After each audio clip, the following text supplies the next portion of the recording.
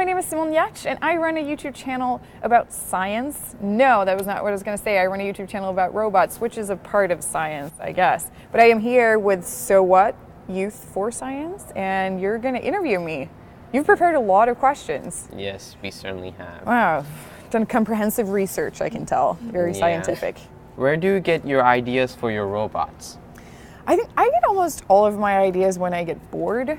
So I actually have it as a strategy that I just get myself really bored. I'm not allowed to do anything and I just have to like lay on the couch or something. And then it's just my brain just finds ways of entertaining itself. I mean, a lot of the ideas I get are like from an everyday problem that I have or something that I'm too lazy to do. For example, like brushing my teeth. So I'm like, there must be a better way to do this. And I just start thinking about different ways to automate this or to use technology to enhance the experience. So like, how often do you actually use them?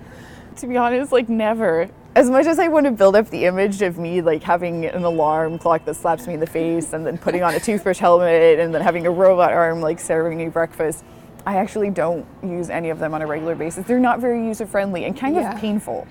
That kind of broke an image. I thought you were actually using them. Oh, sorry. No, they're just not great. Why do you actually start inventing? I think it's just, I have very tenacious, is that a word? Tenacious ideas, in the sense that if I get one, I just can't let it go unless I actually build it. It just won't leave me alone. So, gosh, now I sound like a crazy person. They just won't leave me alone. Just have to build these things. The voices in my head are telling me to.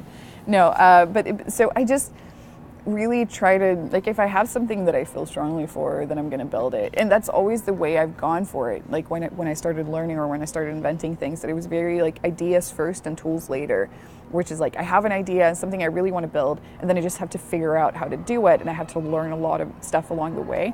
So it was never really me sitting down with like a programming book, like, oh, let's learn C++, chapter 1. It was more like, oh gosh, I just have this thing I really want to build, and then like Googling my way forth, trying to figure out how to do it. What would you consider the best invention ever? I think transistors. To be honest, it sounds very dull, but transistors are basically what enabled us to build computers, because it means that you can control higher voltages with very low voltages. So I think actually that is just like this fundamental part of our society, and that a lot of people don't appreciate who aren't into electronics. What has been your greatest failure as per your invention? What have you hated, the thing that you've really hated that you built? I think the chopping machine is, so I did a machine that chops vegetables for me. It's more, I don't dislike it, but it kind of freaks me out because it's just very, I remember when I was building it, I was like, I just bought these huge knives, and I was like, am I sure about this? And that was more like, oh gosh, what have I actually done? I've created a monster kind of thing. So like, when did you decide to like start a YouTube channel? I mean, I've had my YouTube channel for a pretty long time. I just like upload sketches, comedy sketches in Swedish, where I was just like, doing random stuff. But they were never very successful, and I just did it for fun.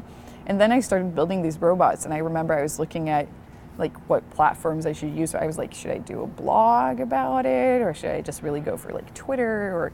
But then, I mean, they just do really well in video. Mm-hmm. I mean, it's like I can't describe in text how like a robot arm tries to serve me breakfast. That just like kills the punchline. So it was just, video was a pretty natural step. But I mean, it was never really a plan for me either for it to take off in the way that it did.